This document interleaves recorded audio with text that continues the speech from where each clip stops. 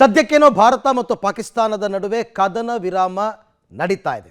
ನಾಳೆ ಮಹತ್ವದ ಮೀಟಿಂಗ್ ಇದೆ. ಈ ನಡುವಲ್ಲೇ ಪ್ರಧಾನಿ ಮೋದಿ ಒಂದು ಎಚ್ಚರಿಕೆಯನ್ನು ಕೊಟ್ಟಿದ್ದಾರೆ, ಪಾಕಿಸ್ತಾನಕ್ಕೆ ಎಚ್ಚರಿಕೆಯನ್ನು ಕೊಟ್ಟಿದ್ದಾರೆ. ಜೊತೆಗೆ ಈ ಮಧ್ಯಸ್ಥಿಕೆ ವಹಿಸುವವರಿಗೂ ಕೂಡ ಎಚ್ಚರಿಕೆ ಕೊಟ್ಟಿದ್ದಾರೆ.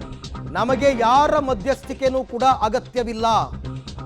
ವೈರಿ ಪಾಕಿಸ್ತಾನಕ್ಕೆ ಮೋದಿ ಖಡಕ್ ಸಂದೇಶವನ್ನು ಕೊಟ್ಟಿದ್ದಾರೆ. ಏನು ಸಂದೇಶ ಅಂತಕ್ಕಂಥದ್ದು ನೋಡ್ತಾ ಹೋಗೋಣ. ನಮಗೆ ಯಾರ ಮಧ್ಯಸ್ಥಿಕೆಯೂ ಬೇಡ.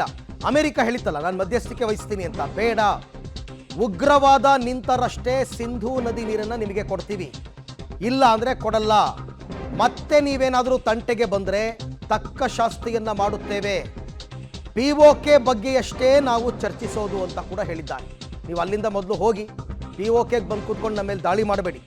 ಕದನ ವಿರಾಮ ಉಲ್ಲಂಘನೆ ಬೆನ್ನಲ್ಲೇ ಮೋದಿ ಅವರು ಎಚ್ಚರಿಕೆಯನ್ನು ಕೊಟ್ಟಿದ್ದಾರೆ. ನೋಡಿ, ನಾಳೆ ಮೀಟಿಂಗ್ ಇಟ್ಕೊಂಡು ಇವತ್ತು ಈ ಎಚ್ಚರಿಕೆಯನ್ನು ಕೊಡೋದರ ಹಿಂದಿನ ಉದ್ದೇಶ ಏನು ಅಂದರೆ, ನಾಳಿನ ಮೀಟಿಂಗ್ನಲ್ಲಿ ಸುಮ್ಮನೆ ಬಾರ್ಗೇನ್ ಮಾಡಿಕೊಂಡು ಸಮಯವನ್ನು ವ್ಯರ್ಥ ಮಾಡಬೇಡಿ. ನಮ್ಮ ನಿಲುವು ಈಗಾಗಲೇ ಸ್ಪಷ್ಟವಾಗಿದೆ. ನಮಗೆ ಯಾರ ಮಧ್ಯಸ್ಥಿಕೆನೂ ಬೇಡ. ಕಾಶ್ಮೀರದ ವಿಚಾರದಲ್ಲಿ ನಮ್ಮ ನಿಲುವು ಸ್ಪಷ್ಟವಾಗಿದೆ, ಆಯಿತಾ. ಉಗ್ರವಾದವನ್ನು ನೀವು ನಿಲ್ಲಿಸಬೇಕು. ನಮ್ಮ ದೇಶಕ್ಕೆ ನುಸುಳುಕೋರರು ಬರೋದನ್ನು ತಡೆಗಟ್ಟಬೇಕು. ಹಾಗೇನಾದರೂ ಮಾಡಿದ್ರೆ ಮಾತ್ರ ನಿಮಗೆ ಸಿಂಧೂ ನದಿ ನೀರನ್ನು ಕೊಡ್ತೀವಿ. ಈಗಾಗಲೇ ನಾನು ಕೆಲವು ಕಡೆ ಓದ್ತಾ ಇದ್ದೆ, ವಿಪರೀತ ಸಮಸ್ಯೆ ಆಗಿದೆ ಅವರಿಗೆ ನೀರಿಲ್ದೇನೆ. ವಿಪರೀತ ಅಂದರೆ ವಿಪರೀತ. ಅಮೆರಿಕ ಮಧ್ಯಸ್ಥಿಕೆ ಪ್ರಸ್ತಾಪವನ್ನು ತಿರಸ್ಕಾರ ಮಾಡಿದ್ದಾರೆ.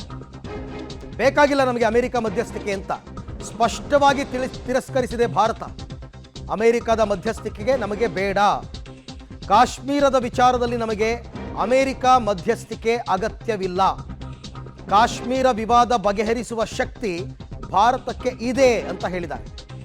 ಮಧ್ಯಸ್ಥಿಕೆಗೆ ಮುಂದಾಗಿದ್ದ ಅಮೆರಿಕ ಮಧ್ಯದಲ್ಲಿ ನಮ್ಮದು ಕೂಡ ಒಂಚೂರು ಬೇಳೆಕಾಳು ಬೇಯಿಸ್ಕೊಳ್ಳೋಣ ಅಂತ ಅವ್ರಿಗೂ ಎಚ್ಚರಿಕೆ. ಈ ಥರ ಕಠಿಣ ನಿರ್ಧಾರವನ್ನು ತಗೊಳ್ತಕ್ಕಂಥ ಮೋದಿಯವರು ಅಮೆರಿಕದ ಕದನ ವಿರಾಮ ಪ್ರಸ್ತಾಪವನ್ನು ಯಾಕೆ ಒಪ್ಕೊಂಡ್ರು ನಿನ್ನೆ?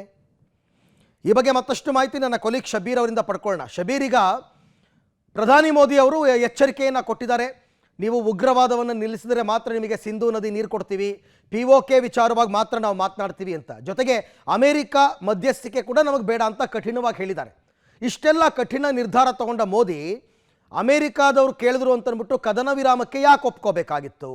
ಅಥವಾ ನಾಳಿನ ಸಭೆಯ ಹಿನ್ನೆಲೆಯಲ್ಲಿ ಇವತ್ತು ಈ ಎಚ್ಚರಿಕೆಯನ್ನು ಯಾಕೆ ಕೊಟ್ಟಿರಬಹುದು ಅಂತ ನೋಡಿ, ಭಾರತದ ನಿಲುವು ಕದನ ವಿರಾಮದ ವಿರುದ್ಧ ಇಲ್ಲ. ಕದನ ವಿರಾಮಕ್ಕೆ ಭಾರತ ಸಿದ್ಧವಾಗಿದೆ.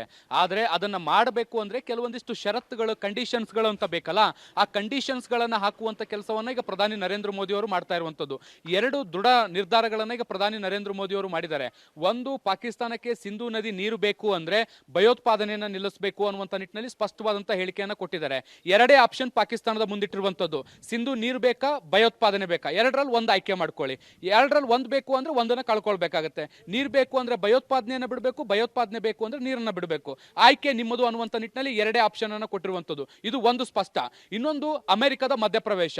ಅಮೆರಿಕದ ಮಧ್ಯಪ್ರವೇಶ ಈಗ ಬೇಡ ಅನ್ನುವಂಥದ್ದು. ಯಾಕಂದ್ರೆ ಕೇವಲ ಕದನ ವಿರಾಮ ವಿಚಾರಕ್ಕೆ ಸಂಬಂಧಪಟ್ಟಂತೆ ಮಾತ್ರ ನಿನ್ನೆ ಡೊನಾಲ್ಡ್ ಟ್ರಂಪ್ ಅವರು ಮಾತಾಡಿಲ್ಲ, ಕಾಶ್ಮೀರದ ವಿಚಾರವನ್ನ ಕೂಡ ನಾವು ಇತ್ಯರ್ಥಪಡಿಸ್ತೀವಿ ಅಂತ ಹೇಳಿದ್ದಾರೆ.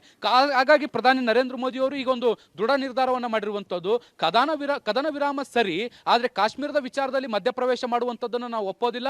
ಕಾಶ್ಮೀರದ ವಿಚಾರದಲ್ಲಿ ನಮ್ಮ ನಿಲುವುಗಳೇನಿದಾವೆ ಅವೆಲ್ಲವೂ ಕೂಡ ದೃಢವಾಗಿದ್ದಾವೆ. ಆ ವಿಚಾರದಲ್ಲಿ ಏನು ನಿರ್ಣಯವನ್ನು ತೆಗೆದುಕೊಳ್ಬೇಕು ಅನ್ನುವಂಥದ್ದು ನಮಗೆ ಸ್ಪಷ್ಟವಾಗಿ ಗೊತ್ತಿದೆ.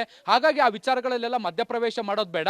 ಕದನ ವಿರಾಮ ಏನಾದ್ರೂ ಘೋಷಣೆ ಮಾಡಬೇಕು ಅಂದ್ರೆ ನಮ್ಮ ಷರತ್ತುಗಳೇನಿದಾವೆ ಆ ಷರತ್ತುಗಳಿಗೆ ಅನ್ವಯಿಸಿ ಒಪ್ಪಿಕೊಂಡ್ರೆ ಪಾಕಿಸ್ತಾನ, ಆಗ ಮಾತ್ರ ನಾವು ಯುದ್ಧವನ್ನು ನಿಲ್ಲಿಸ್ತೀವಿ ಅಥವಾ ದಾಳಿಯನ್ನು ನಿಲ್ಲಿಸ್ತೀವಿ ಅಂತ ಎಚ್ಚರಿಕೆಯನ್ನು ಕೊಟ್ಟಿದ್ದಾರೆ. Thank you. ತಮ್ಮೆಲ್ಲ ಮಾಹಿತಿಗೆ ಶಬೀರ್ ಧನ್ಯವಾದ.